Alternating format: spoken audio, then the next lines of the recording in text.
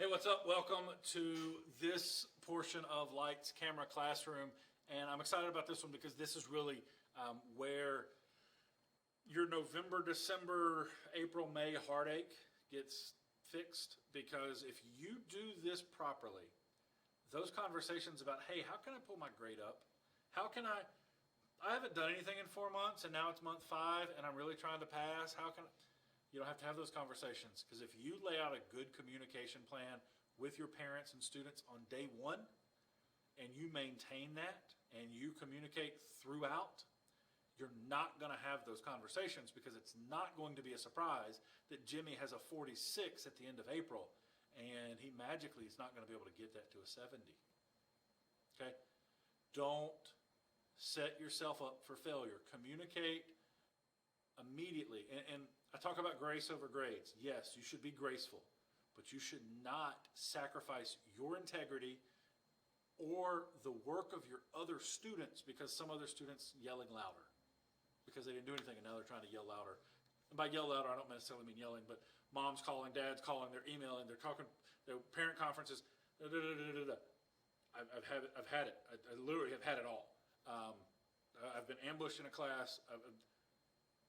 But I had the paperwork to show, hey, look, here's all the times I communicated with you or attempted to communicate with you and got no response. So lay those out first. Before we get to that, I do want to show you that the things that I'm using in these sessions are not things that I created for these sessions. They're things that I created for my school year. And I'm going to share those with you here. And the only thing you see here is Lights, Camera, Classroom. That's my production schedule, so I can make sure I get all the videos done in time. But here's my 2021 lesson plans, and we're going to talk about the syllabus today. I use the same syllabus template. Again, you'll have it. I change out the logo, don't change out the logo. I've only changed the logo once. But I change the dates and things throughout. But I use the same template because, in 9 years, 10 years now, I've got a pretty good syllabus from my experience and expectations. So I start with how they can communicate with me. I don't bury it. I put it up top. I want parents and students to communicate with me anytime. I want them to know that if they have a question or they have a concern, that they can reach out to me and get that addressed quickly.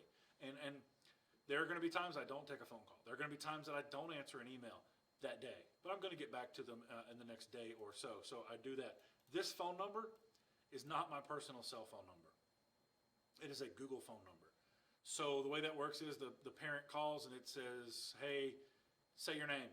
And so if it's, hey, this is angry parent who's mad at the teacher for no apparent reason, it's going to come in and it rings my cell phone and it says, hey, this is parent who's angry with you. I may hit 0 because I'm sitting down for dinner. Or I may hit 0 and let it go to voicemail so I can hear what I'm doing, what I'm stepping into. See how that works? Hit that voicemail. And then if you need to get an administrator in on the call, you can go to the administrator's office because you have a great relationship with them because you've already talked with them. I didn't have the camera up so you could see me saying you should take it to voicemail the first time. That way you know what fight you're fighting. And go to your administrators if you need that help before you get started. So, course overview. I usually have a lot more detail in here, but I really don't know what to put for 2021 because I don't know.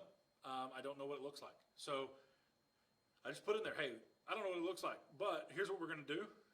And here's my ultimate goal for the course. It's to create students that are better prepared for entry into the video animation world. That's my goal. But I also know that, man, if 5 a year go in, I'm doing great things. So they got to be people. Whatever their next step in their career or education is the overarching goal. Performance expectations. All media professions require a level of passion. This class is no different. That's the first thing in my expectations. So when a student goes, well, Mr. White, you really want me to really care about this class? I go, well, yeah, because I do. And if you want to do it, you want to be that YouTuber that you say you want to be, you're going to have to learn to do that because it's a grind. And I have that real conversation with the kids. The goal is to mimic real world expectations. Whatever the next level is for that kid, I want them to be prepared for it. And the only way that I can do that is to mimic those real world expectations. It blows kids' minds. It blows kids' minds when you give them, if you have to give them a test and there's not a word bank, or it's not all multiple choice, or you take them out in the hall and go, hey, set up a camera and a tripod, it's a test. Okay? Real world expectations. Got to give it to them quickly. There are going to be times where you're going to have to, I put it in here as well, they're going to have to work outside of class time, period. Put it in there. Put it in there several times. It's right here as well. This may mean working nights and weekends during breaks. May need equipment. Okay, I put it all in there. I'm not sure about the equipment piece. I might leave that out this year because of COVID. I don't necessarily want to take it somewhere, bring a camera back and back and forth, but I'm not really sure what that looks like yet. I've got to talk to my administrators about how, if I did that, how would I protect, if that goes to a house and there's COVID there, or God forbid, some of you guys may have experienced this, a kid had equipment and we shut down for the rest of this semester. So I got to make sure that I go with that. Now, the next thing is, what does it take to be successful? There's 4 points there. They need to be interested. If they're not interested, I usually can get rid of them in the first 10 days. I mean, I'm pretty good at that. I just lay out my expectations and I go, you're not going to do well if you don't come in here with a good attitude and want to be here. I give them deliberate practice. Number 3, I think, is the most important for the class, in that I don't let them create things that are just to go into the grade book. That's not why they're here. They're here to learn, and I don't think that in our classrooms that learning, let me back up. Doing is the same as learning. Anyone can do it, but they're not necessarily going to learn it. If I give them a purpose, so if they know that this package that they're working on is going to be in the news on Wednesday, that it's going to get sent to every classroom in the building and promoted on social media and put on Facebook and posted on YouTube and all that, it changes the dynamic. It goes from, I can live with a C, to, I really got to get this up there because people are going to see me. Purpose, super important. Number 4 is hope. I think that really is in terms of building the overall person, I think that that's where we can do the best for our kids, is to be hopeful people who teach hope. Teach them that, yes, you can get over that hump. You can do those things that you're nervous about doing, and give them that empowerment to go and do things they didn't think they could do. That's super duper important in my opinion. Now, for materials, headphones are not an option. You can't be in my classroom without headphones. They need to be headphones that can work with our computers. They can be USB or 1/8-inch headphones. Both will work with our computers here in my classroom. But you've got to have headphones. That's not something I will waver on, because I give the kids this example when I roll out the syllabus. I go, imagine you hear this. Imagine you hear this. Imagine you hear this. Imagine you hear this. Imagine you hear this. Imagine you hear this. Imagine you hear this. Times 30. That's what editing sounds like in a classroom with no headphones. Because as you guys know, as video people, when you're editing, you're listening to the same thing over and over and over and over again. And so I tell them that the headphones are to protect them from me, because I will go insane and start throwing things. I may have thrown things once. Didn't hit any kids. Let's get that out of the way. But that is to protect me. The next thing is SD cards. The SD card is something that I've tried to get kids to bring, and about 50% bring it. It really is for them more than me, because it allows them to do better things. So for example, my policy is, if you take a camera out and you take one of my SD cards out and you go film something for your package, and you come back, before you leave the class, the SD card comes back to me.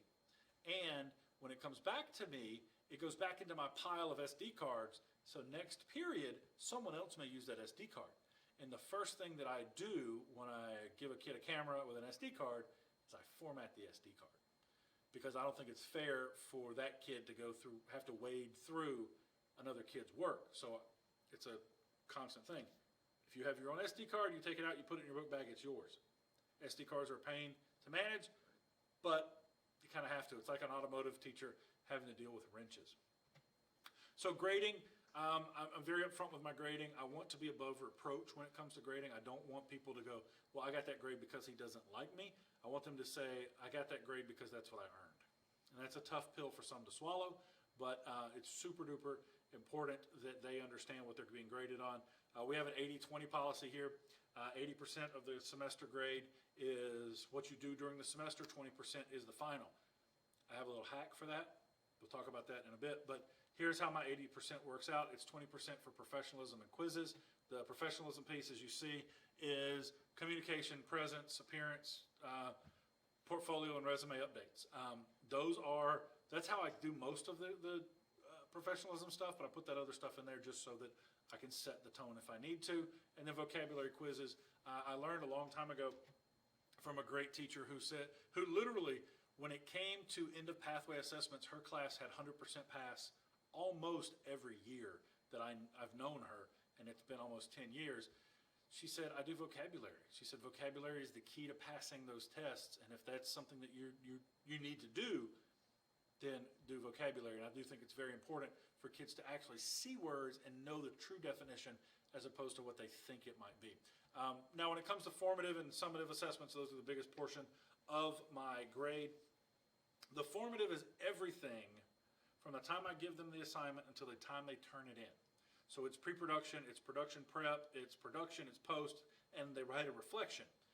So it literally is all of those things because I don't want a kid who, they get excited and they want to go out and do pre-production and they wanted to start shooting, so they kind of skimp on pre-production. Well, okay, I get it. We're kids. We want to go out and do the fun stuff. So we're going to just basically blow through the script or plan or what have you. I don't necessarily require storyboards anymore because that took too much time. But they go through and do that. But if they don't do that well, but they're great at shooting and they're great at editing, there needs to be something to kind of balance that out. And the other way that I do that is with the summative grade, which is an average of all of the formative grades. So let's say they make a 70 on the pre-production, but everything else is 100. That comes out to like a 84, I think. That's great math in my head if I did it right. Comes out to an 84. So they have an 84 plus a little summative scoring or a subjective scoring, and that is me putting a little grade on them. Because if I don't say, hey, you need to push yourself a little harder, or man, you blew it out of the park, then I'm not going to get that increasing work ethic that I really want from them. So I make sure to do that with the summative grade down there. Again, cultural and class expectations, super important. The expectation of my class is performance. I don't want them to show knowledge, I want them to perform. Performance is the ultimate display of knowledge, in my opinion. And again, passion-based industry, there will be a time where passions rise. This is telling them that there's going to be times they get frustrated with me and want to yell at me. That's not something they can do. So here's the class structure layout for all 7 of my courses. And then I have the academic honesty policy and then attendance. Late work is a big deal. Late is anything past the due date and time. There are no shades of late work. I don't really do it. I don't do extra credit. If a kid jumps way out and does something above and beyond, I give them a little love. Maybe something in another assignment or something in the future, or what have you. But I don't do a lot of extra credit because I don't get extra paycheck because I just showed up and asked for more. So let's talk exam exemptions. Our policy as the school, I didn't agree with. It was 3 or fewer absences, 3 or fewer tardies, no missing assignments, and no outstanding debts. So a kid could have a 70 and exempt the exam. I wasn't really a fan of that. So I went to my administration and I said, hey, can I put my own twist on that? And they were like, well, yeah, absolutely. So exam exemptions are a big deal in our school system. So I added that in order to exempt the final project, you have to have a 79.5 or higher, so a B. The expectation is we strive for excellence. I put that in everything that I try to get them to do. I tell them over and over and over, excellence is the goal. And they go, what about perfection? Well, perfection is not attainable. Excellence is. So in order to set that tone, I put that in there in big, bold letters. Next, you'll see internet and network usage. Basically, If they can't get online, they can't do work. If they can't do work, they can't get a grade. Behavior expectations, you gotta act like an adult. I mean, that's ultimately it. The expectations for the program are as followed. You're gonna respect yourself and others. You're gonna keep safety top of mind, report all accidents. Food and drinks are prohibited in the food and production rooms and studios. I allow them to bring in water in the classroom. I mean, it's even that, I feel kind of hypocritical because I'm gonna have my coffee. I'm gonna have my coffee and I'm gonna have a lot of water. So I allow them to bring those things in. This next piece, communication. Please monitor progress, both attendance and grades. I tell them I make mistakes, but you can't come to me 4 months later and go, hey, I was on January 17th, I was here. You should have caught it on the 18th. I'm not gonna be able to go back. I ask for different ways to communicate with them, and I explain opportunities. One of the things that I have made a big part of what I do with my students is give them opportunities to better themselves and work with different people. And I work with the University of Georgia, and I work with Georgia State, and I work with Georgia College, and I work with a lot of local people here in the community. So those are those opportunities, and I explain to them, hey, opportunities breed opportunities breed opportunities. And if you're available for an opportunity, another one's going to show up. And I've shown them time and time again how that's happened. I put a little blurb in there about Skills USA. We do Skills USA here. We don't do it well yet because there are less than 1,000 students here, and we have 12 Career Tech Service Organization groups here, plus all those normal groups, the Latin, the French, the other club, the band, the football. So I don't have a lot of people right now, but that's okay. And then finally, this next piece is what's pretty important. Your signatures below indicate you're reading in agreement to the terms listed in the syllabus. The syllabus will count as a grade. The first grade that the kids get in the semester is from the syllabus, and that is so I can go, hey, look, you didn't turn it in, so you don't get a good, that first progress. That first progress report is a great one because it usually is like before you really get some good grades. So if they didn't turn in the syllabus, they have like a 30 or a 60. And parents go, wah, wah, wah, wah, and you go, wait, I sent home the syllabus, you didn't turn it in. Pretty good way to get that syllabus brought back. And I do call it a contract. I spell it out to the parents, to the students, that this is a contract. This is binding between you and I. I lay out what I'm going to do. As a teacher, I'm going to provide instruction to encourage and motivate. I'm going to provide safe atmosphere. Explain lessons or assignments so that you have a clear understanding, clear evaluations, and prepare the students for the next step. As the students, showing respect and cooperating with all adults. If you're a new teacher, I want you to understand this. The kids who come into your classroom are your kids in everybody's classroom. I cannot tell you how many times I've had an academic teacher come to me and go, hey, one of your kids was a jerk in my class today. I go, really? Which one? And they tell me, and I go, oh yeah, okay. So then I talk to the kid. You get grouped with that kid. So understand that if you set the expectation that they're respectful to all teachers, when they come back to your classroom, and hopefully you've built a relationship with the kid to where you can go, hey man, what did you do in Miss Smith's class yesterday?